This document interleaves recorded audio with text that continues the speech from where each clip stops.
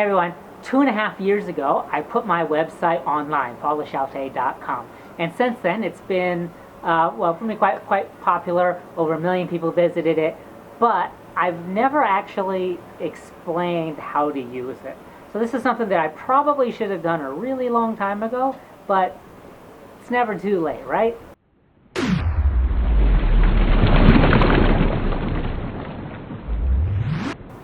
The site is primarily about finding places to go. So it's in two sections. One are trips, different places you can visit, and one are blogs, which is just random write-in for whatever I think is interesting at the time. So let's just focus on trips for now.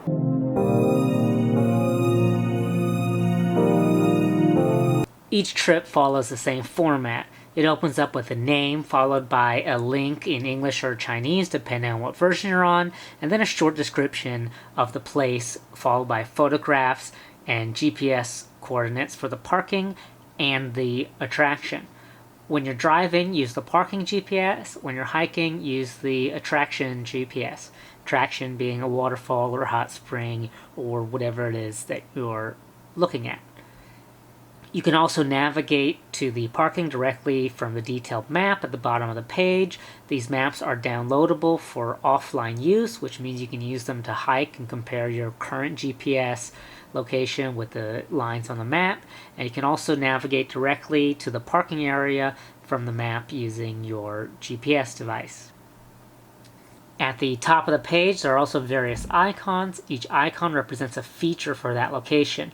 In this case, we have a waterfall, water that's deep enough to swim, an easy hike, a shui lian dong, which means you can go behind the waterfall, and the difficulty here is 1. Let's look at another place.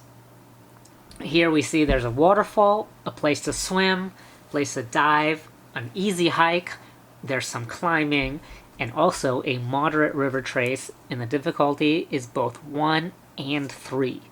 What that means is that this location has 2 different places that are interesting. The first one is this swimming pool at the bottom that you can dive in and swim in.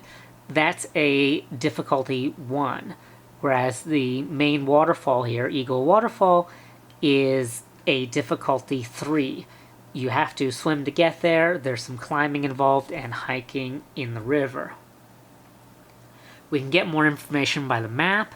If we look down at the map, we can see that this yellow line will take us to the first place. Yellow lines mean that the hiking is entirely on a path. You don't have to go in the river. And that's the difficulty 1 part, the easy hike. The next part is this blue line. A blue line means a river trace, hiking through the river, and we can see from the map that you'll get to a place where you need to swim, followed by another place you need to swim, and a climbing area where you have to go over these rocks until you get to the main waterfall. So that's why it has difficulty 1 and 3, because this part's difficulty 1, that next part is difficulty 3. These icons do more than just tell you what's at that attraction. They can also be used to filter the different results. On the home page, you can select the location you want to go to on the left. So we have by region, we have north, central, south, or east. So let's select south. Let's be more specific. Let's select Pingdong. And then we can choose the different type of activity that we want to do. I want to look for a place in Pingdong where I can jump into the water. So by selecting this, it will filter by those places, but some of these are beaches. I just want to go to a waterfall. So now I've selected all of the waterfalls in Pingdong that are on this website where you can dive into the water. But I want to hike a little bit, but I don't want a very long hike, so I'm going to select difficulty 2. So as you can see by these icons are added together. So if I click waterfall and I click diving, it means waterfall and diving. If I clicked beach and diving, it would show me only the beach, but at difficulty 2, since beaches are generally places you can just walk to, then we have this one here. There's actually one missing, but I'll update that later. If I want to go snorkeling, this will show me all the places to go snorkel. We can also have more complicated searches here. I would like to visit a cave, places where they have caves, or shui lian dong. So these are the places where they have shui lian dong. You can actually go behind the waterfall and look out at the waterfall from the other side. I like suspension bridges. Here are the places with notable suspension bridges. It's worth mentioning that a lot of places have big suspension bridges. If I put this here, it means the suspension bridge is particularly outstanding. In this case, it's the longest one in Taiwan. In this case, it looks like a piano.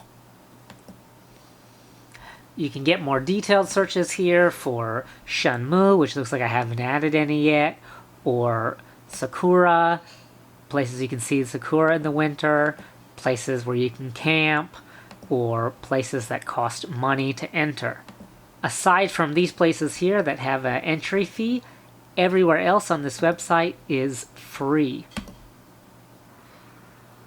It's worth noting that while these icons here at the top are being added together, this is a hot spring that's a difficulty 2. If I also click the 3, it's showing places that have difficulties 2 and 3. It's not showing all of the places that are 2 and 3. So if you want to see the 3s, uncheck that and it will show the 3s. The reason these two showed up here is because at this location there is this here, which is a easy to get to place. You just kind of hike up the river, but the other hot spring at the top requires climbing up a rope.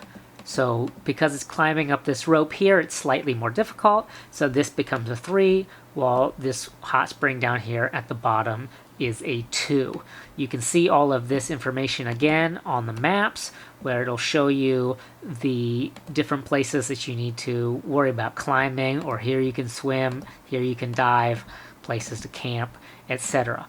I know this filtering system isn't perfect. I'm still working to improve it. If you have any suggestions or things you'd like to change about it, things that you think would make it easier for you to locate and find the place that you want, or more information, please let me know in the comments below. I read all of your comments and I take your input seriously. So if you think you have a good idea, please let me know. If you click on any of these icons here, you'll get a description of all of the icons in the entire page. You can see what they do here, what they mean. I'll just go over the difficulties here. Basically, 0 means you can drive all the way up to it. Your 90-year-old grandmother can do it. There is about 40 different difficulty 0s on this site. Physical ability isn't an excuse to not get out there. There are many places that you can go very easily. An example of difficulty 0 is most beaches, because you can just drive right up to them, or places that you can only view from viewpoints, like the tallest waterfall in Taiwan, Jiaolong Waterfall, or other areas which are more or less right next to the parking lot. Difficulty 1 means that there's only a short hike on an established path. Almost everybody can also go to difficulty 1s very easily. An example of difficulty 1 is Gaopo Rainbow Waterfall. You have to hike to get there, but it's on a path and it'll only take you about 10 minutes. Difficulty 2 is when things start to get in the river. That means either the hike is a little bit longer. Some difficulty 2s will require swimming to get to the place you need to go, so please check the information on the map before you go out, because on the detailed map you can see much more information about what happens at these places. Examples of difficulty 2 are Shuishan Waterfall in Nantou. It's a short hike down to the river, and then from the river it's a short river trace up to the waterfall. In general, it doesn't necessarily require swimming, but in some seasons the water can be deep, so it's something that you should expect to encounter in a difficulty 2. Difficulty 3s are where things start to get a bit harder. In these places, either it's a physically challenging hike, or there's a lot of climbing and swimming and river crossing involved. If you are somebody who likes to hike and river trace, you shouldn't have much difficulty with difficulty 3s. But if you're inexperienced and you don't do this kind of activity very often, difficulty 3s can pose a challenge for you. An example of difficulty 3 is Dagui Waterfall in New Taipei City. In order to get there, you have to trace up the river and you have to climb some ropes. Again, that information is all here on the maps about where you need to climb and the difficulties involved with getting there. Difficulty 4s are either very long hikes, they're going to take you all day to get there and back and require a high level of physical fitness. Maybe they have large changes in elevation.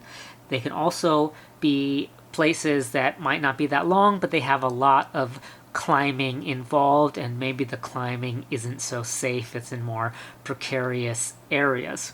Again, please check the detailed map to get all of the information about that specific hike, but generally difficulty 4s are for more experienced people, and everybody will think that these are a bit of a workout. An example of a difficulty 4 is Unhai Hot Spring in Nantou.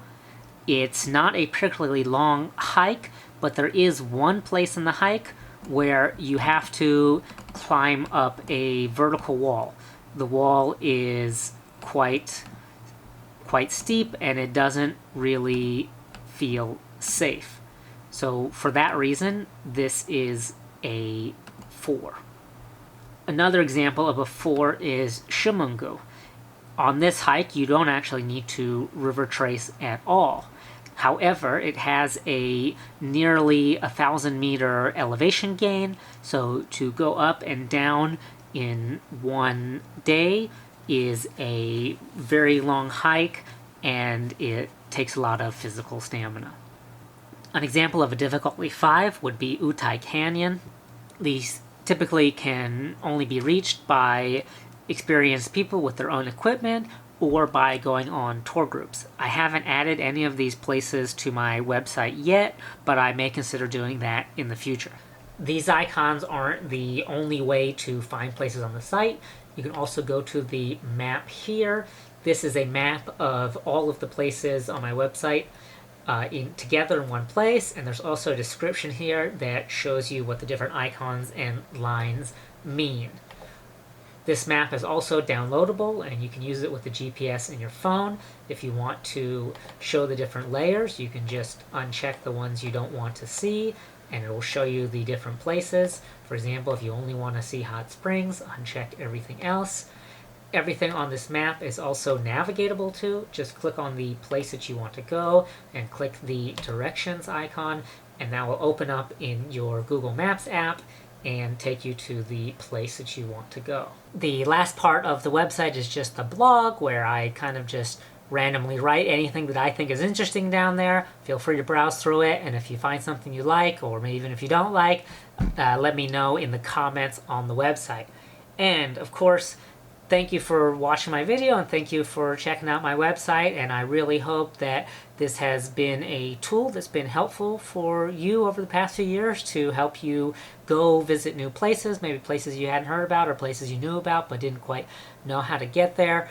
I tried to make it as easy as possible for you to find the place that you want to go to and go there and check it out for yourself. So if you think of anything that would make it easier or ways to improve this website, please let me know. I'm very interested in your input. I'm trying to grow my YouTube channel right now, so clicking the like and subscribe really helps me a lot. If you take the time to do that, I really appreciate it. And again, I'm always looking for ways to improve my website and make it easier for you to find new places. So if you have any ideas or things you'd like to add to the website or some changes you'd like to make that you think could improve the experience, please let me know in the comments. I'm very interested in hearing what you think. Thanks a lot, and goodbye.